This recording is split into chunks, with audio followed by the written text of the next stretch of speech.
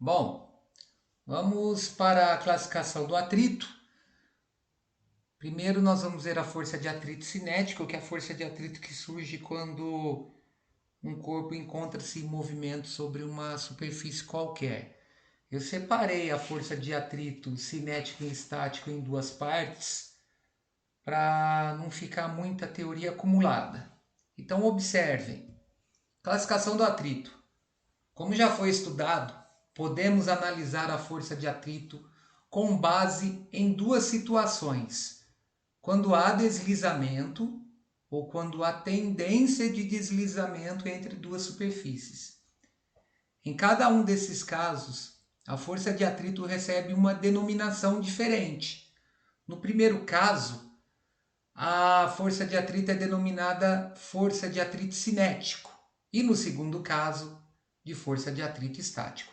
Então, quando eu tenho dois corpos em contato e eu tenho movimento desse corpo sobre essa superfície de contato, esse atrito é denominado cinético, ele está relacionado ao movimento. E quando eu tento colocar um corpo em movimento sobre uma superfície e a força que eu aplico não faz esse corpo entrar em movimento, isso está relacionado à condição de equilíbrio estático, ou seja, a resultante das forças que agem é igual a zero. Então, eu tenho a atuação da força de atrito estático. Então, vamos definir primeiro o atrito cinético. Então, pensando no radical grego kinektes, que significa movimento, denominou-se atrito cinético a força que atua quando uma superfície desliza efetivamente sobre outra. Observe ao lado a ilustração de um corpo deslizando sobre uma superfície. Então, o que está acontecendo aqui? Eu tenho o movimento do corpo representado por essa seta vermelha. A força de atrito ela sempre vai surgir no sentido contrário do movimento do corpo. Ela é uma força que faz com que, dependendo da superfície em que o corpo se encontre, ela faz, por exemplo, a velocidade do corpo diminuir. Tá? Eu tenho um automóvel, um carro de Fórmula 1 numa pista de asfalto. Na hora que ele perde a trajetória dessa pista e vai para a caixa de brita, aquela caixa de brita é justamente para fazer com que a força de atrito aumente, cessando o movimento desse veículo. Então, quanto mais áspera for a superfície, maior vai ser a força de atrito cinética relacionada ao movimento. Opa, saiu aqui, deixa eu voltar. Então, a força de atrito depende, além de outros fatores, das condições e características dos materiais que estão em contato. É lógico que, dependendo do tipo de superfície, eu vou ter um polimento maior dessa superfície, eu faço com que essa força de atrito diminua. Então, quanto mais polida é a superfície, menor é essa força de atrito. Bom, a ampliação do desenho ajuda a entender a origem da força de atrito. As reentrâncias e saliências microscópicas, isso daqui, essas reentrâncias aqui, existentes na superfície que estão ao menos parcialmente em contato, oferece uma resistência ao movimento do corpo. É essa força contrária ao escorregamento do corpo que denominamos de atrito cinético ou dinâmico, tá? Vai surgir esse termo dinâmico também. Então, toda vez que surgir o termo atrito cinético ou dinâmico, é a força de atrito associada ao movimento do corpo, tá? Então, observe, as principais características das superfícies que determinam a intensidade da força de atrito são a aspereza e a flexibilidade. Por exemplo, uma lixa áspera oferece, em geral, maior atrito que uma lâmina de vidro bem polido. E uma superfície flexível, como a borracha, em geral oferece maior atrito que outras superfícies mais rígidas, como os materiais metálicos. Outro exemplo é a distância necessária para se frear um automóvel com asfalto seco ou molhado. Essas características, aspereza e flexibilidade das superfícies, determinam o índice de aderência que pode existir entre os objetos. A grandeza relacionada a esse índice de aderência é denominada coeficiente de atrito cinético. Bom, esse coeficiente de atrito cinético, ele vai depender do tipo de material e do polimento dessa superfície. Então, quanto mais polida for essa superfície, menor é esse coeficiente de atrito cinético. Outra coisa também que eu queria voltar aqui, ó, é em relação a frear um automóvel com asfalto seco ou molhado. Isso também está relacionado muito à conservação dos pneus do automóvel, tá?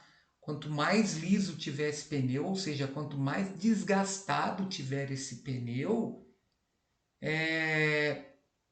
pior é o coeficiente de atrito. Pior no sentido dele ser menor. Eu diminuindo esse valor do coeficiente de atrito relacionado à superfície desse pneu com a condição do asfalto, eu vou ter um problema sério em parar esse veículo. Pode acontecer que ele pare numa pista seca com aquele desgaste no pneu, mas na pista molhada ele não vai parar. Então é muito importante manter a manutenção desse pneu em dia, fazer rodízio, olhar o sulco, se o sulco estiver muito baixo, está no momento de trocar, né? Bom, apesar de existirem valores tabelados para uma grande quantidade de pares de materiais, esses valores são aproximados e depende das condições, olha lá, polimento, limpeza da superfície de contato. Então tem uma tabelinha aqui que mostra as estimativas de intervalo de variação para alguns coeficientes de atrito cinético. Então, ó, esse coeficiente de atrito cinético está relacionado às superfícies secas, tá? Então, quais são os materiais aí? Tem o metal deslizando sobre metal. Então, o coeficiente de atrito vai variar de 0,10 a 0,45. Aí, esse material deslizando sobre madeira, ó, o coeficiente de atrito já aumenta. Então, eu crio uma maior resistência ao movimento do corpo. Então, lá, ele já vai de 0,15 a 0,45. Esse mesmo metal deslizando sobre pedra aumenta mais ainda. Madeira deslizando sobre couro vai de 0,20 a 0,40. Borracha deslizando sobre concreto de 0,45 a 0,70. Aí esse deslizamento aí ele tem que estar relacionado a que o corpo não perca material, tá? No caso de um carro, por exemplo, um carro, pneu do carro de borracha, ele freando sobre o asfalto. Se o pneu trava, ele está tendo perda de material, ou seja, ele está tendo perda de borracha sobre o asfalto. O que vai acontecer? O carro vai deslizar mais ainda, porque essa perda de material faz com que a superfície de contato receba um polimento maior. Esse polimento vai fazer com que o carro escorregue, ele acaba andando mais do que o necessário para frear, tá? Para parar. Beleza? Bom, continuando. Além do coeficiente de atrito, existe outro fator que interfere na determinação do módulo da força de atrito cinético. Ou seja, o que seria o coeficiente de atrito? O coeficiente de atrito ele está relacionado a esse índice de aderência. Ele vai variar do tipo de superfície para outro. Agora, existe uma outra grandeza que também dificulta o movimento do corpo sobre uma superfície, que é o grau de compressão do corpo sobre essa superfície. Então, ó, analisando as duas figuras a seguir, a gente pode perceber isso. Ó. Eu tenho uma caixa aqui à esquerda e na direita eu tenho duas caixas. Ou seja, a compressão aqui na direita é maior que na esquerda. Então, ó, a força de atrito depende diretamente da força de compressão entre as superfícies. Então, nesses desenhos, observa-se que os espaços microscópicos existentes entre as superfícies em contato, nos dois casos, são diferentes. Na caixa inferior à direita, o espaçamento microscópico entre a superfície e a superfície do solo é menor, pois ela está submetida a uma compressão maior. Fisicamente, o que define essa compressão entre as superfícies e o corpo é a força normal. Então é a força de contato. O atrito ele vai acontecer quando ocorre um contato. Quanto maior for esse contato, ou seja, quanto maior for a normal, maior é a força de atrito. Então nós temos que pensar da seguinte maneira. Em relação à superfície, o coeficiente de atrito não muda, porque é característica da superfície. Por exemplo, aqui é um chão de concreto. O coeficiente de atrito, aquele μ lá relacionado ao índice de aderência, ele não muda. O que vai fazer a força de atrito variar? A compressão. Quanto maior for a compressão, maior é a força de atrito. Mais energia na forma de calor eu vou perder analisando essa força ao movimento. Por quê? Porque eu tenho um maior contato. Mais difícil colocar esse movimento, mais difícil manter o movimento. Eu tenho que aplicar uma força muito maior aqui, ó, do que aqui para manter o movimento desses objetos. Bom, além disso, quanto maior a compressão entre as superfícies, né, no caso entre as superfícies, na superfície da caixa e a superfície do chão, ou seja, quanto mais unidas elas estiverem, maior é a interpenetração microscópica e, consequentemente, maior é o atrito cinético. Ou seja, vamos pensar de uma maneira bem simples. Eu tenho que realizar mais esforço nesse conjunto aqui para manter o movimento do que nesse. Por quê? Porque eu tenho uma força normal maior, tá?